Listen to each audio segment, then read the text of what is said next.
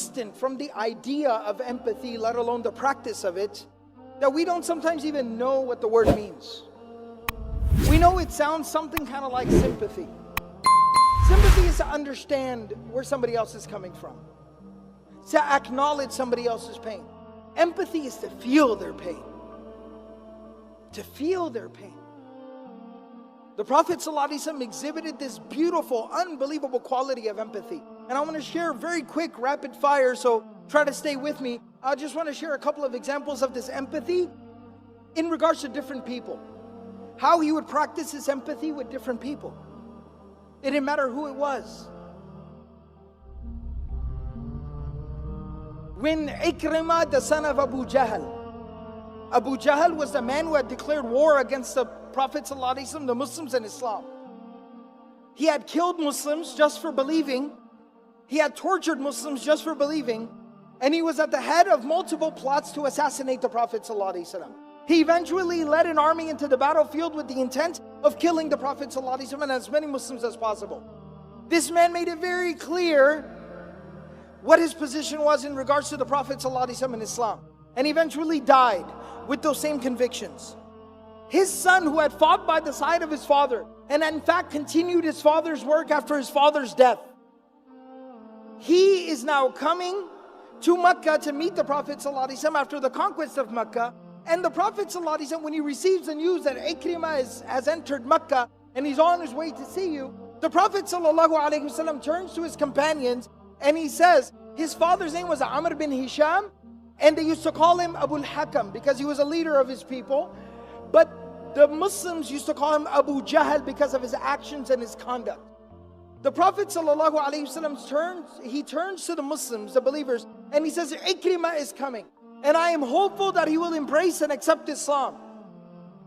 In his presence, none of you should refer to his father as Abu Jahl because it would hurt his feelings. Even if he becomes a Muslim and he recognizes that his father was wrong in his beliefs and his ideas and in what he did, it is still his father and it would hurt his feelings to hear people, his new brothers and sisters in faith, to refer to his father as the father of ignorance. So do not refer to him as Abu Jahl in the presence of his son Ikrimah. This is the graciousness of the Prophet ﷺ. This is his empathy. He was able to put himself into Ikrimah's shoes and understand how he would feel in that situation.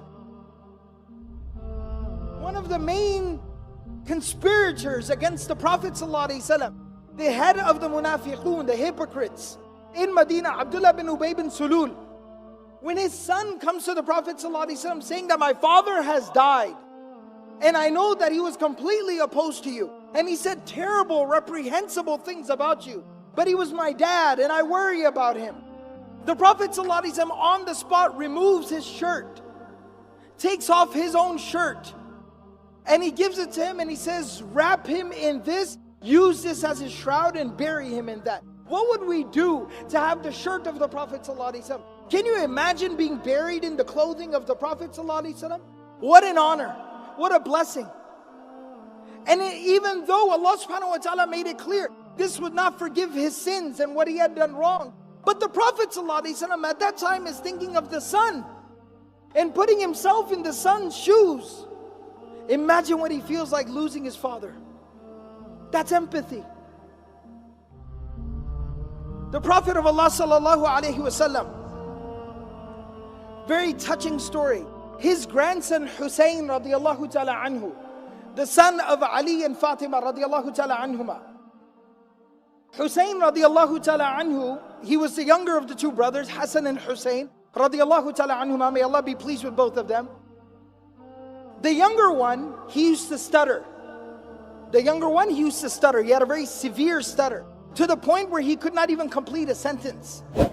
It would take him forever to finish a sentence. And what makes it even worse is, as a child, this is very, very traumatic and very detrimental to the development of a child. What makes it even more difficult is the fact that the older brother, Hassan radiallahu anhu, was very, very eloquent and well-spoken and a very gifted public speaker.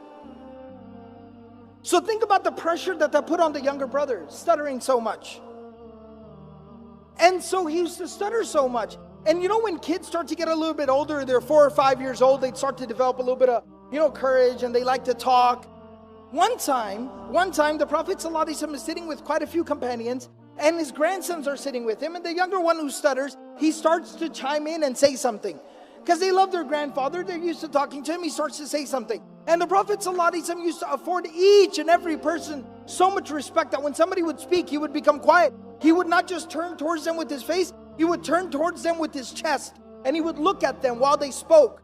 And so he starts to speak, and the Prophet ﷺ stops and turns towards him. And so everybody there also starts to listen, and the kid is stuttering so badly that it starts to become awkward. And some of the people naturally, not viciously, not maliciously, some of the people naturally, they start to kind of exchange some glances, almost feeling bad for the kid, because he cannot even get through a single sentence. It starts to get really kind of like awkward. And the Prophet ﷺ never once interrupts him. He does not finish his sentence for him. But the companions, they say, they looked at the face of the Prophet ﷺ on how is he reacting, and they said he had a big old smile on his face, and he was looking at Hussein radiallahu ta'ala anhu, smiling and listening to him quietly. He didn't care if it took 5 minutes for him to finish what he was saying, but he let him finish what he was saying. And when he was finished saying whatever he was saying, the Prophet ﷺ at that time turns to everybody else that is sitting there, because everyone was so weirded and awkwarded out. He turns to everyone and he says, لَقَدْ وَرَثَهَا عَنْ عَمِّهِ مُوسَى. He inherited this from his uncle Moses. Referring to Musa alayhi salam and the fact that he used to stutter. That don't feel bad for him, envy him that he shares a trait with one of the great prophets of God, Musa alayhi salam.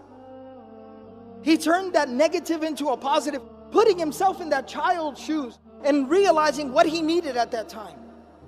He needed love and support and acceptance for who he was, for however he was. And the last story about empathy that I'll share here is a very touching story. Bashir radiallahu ta'ala anhu, a companion of the Prophet ﷺ, he was an Ansari. He had gone out for one of the campaigns, the military expeditions. And when the Prophet ﷺ did not go on this particular journey, so when they would return back, he would go outside of Medina to welcome them back. And all the kids whose fathers had gone out, they would also go out there to welcome their fathers and their brothers and their uncles, etc. home.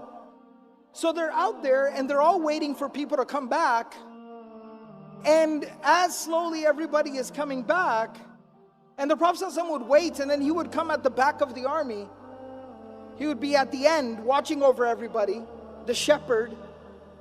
And the son of Bashir radiallahu ta'ala anhu is standing there, climbed up on a rock looking for his dad.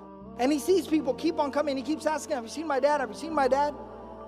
And he doesn't see his father. Finally, when he sees the Prophet ﷺ riding in the back, he realizes, that means my father did not return.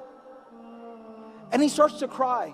This child starts to cry because he realizes my dad isn't coming back home. He died. And the Prophet ﷺ stops. He's riding his animal. He stops and he picks him up and he hugs him and he continues to hold him until he stops crying. He calms down. And then he says to him, he says, أَمَا تَرْضَى أَنْ أَكُونَ أَنَا أَبَاكَ وَعَائِشَ أُمَّكَ. Don't cry, don't worry. If you need a father, I will be your father from today, and Aisha will be your mother from today. To embrace somebody else's child as your own. Empathy. And look how it beautifies a person's conduct and character. How it beautifies a person. This quality is central to the prophetic character.